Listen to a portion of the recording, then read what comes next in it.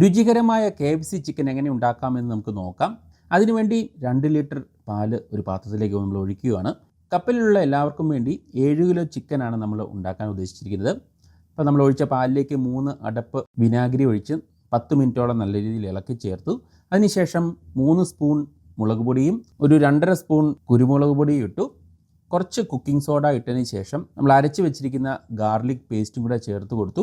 ഒരു 2 അടപ്പ് വിനാഗിരിയും കൂടെ ചേർത്തതിന് ശേഷം ആവശ്യത്തിനുള്ള ഉപ്പിട്ട് നല്ല രീതിയിൽ നമുക്കൊന്ന് ഇളക്കിയെടുക്കാം. നമ്മൾ കഴുകി ചെറിയ പീസാക്കി വെച്ചിരിക്കുന്ന 7 കിലോ ചിക്കൻ നമ്മൾ ഈ ഉണ്ടാക്കിയെടുത്ത ആ ഒരു മിശ്രിതത്തിലേക്ക് ഇട്ട് വെക്കുകയാണ്. അതിനുശേഷം ഫ്രിഡ്ജിൽ വെച്ചു. 4 മണിക്കൂറിന് ശേഷമാണ് നമുക്കത് എടുക്കേണ്ടത്. ഇനി നമുക്ക് 4 കോഴിമുട്ട പൊട്ടിച്ച് നല്ല രീതിയിലൊന്ന് ഉടച്ചെടുക്കാം. അതിലേക്ക് മിച്ചമുണ്ടായിരുന്ന കുറച്ച് ഗാർലിക് പേസ്റ്റും 4 സ്പൂൺ കോൺഫ്ലവറും കൂടെ ഇട്ടതിന് ശേഷം 1 കപ്പ് മൈദയും അത്യാവശ്യത്തിനുള്ള ഉപ്പും ഇട്ട് നല്ല രീതിയിൽ ഇളക്കണം. അപ്പോൾ നമുക്ക് അതിനകത്ത് ഒഴിക്കേണ്ട വെള്ളം തണുത്ത വെള്ളമായിരിക്കണം. അപ്പോൾ അതൊക്കെ നല്ല രീതിയിൽ ഇളക്കി എടുത്തിട്ടുണ്ട്. നമുക്ക് വേറൊരു പാത്രത്തിൽ കുറച്ച് മൈദയും മുളക് പൊടിയും ആവശ്യത്തിന് ഉപ്പൊക്കെ ഇട്ട് ഒരു മിക്സ് ചെയ്ത് വെച്ചിട്ടുണ്ട്.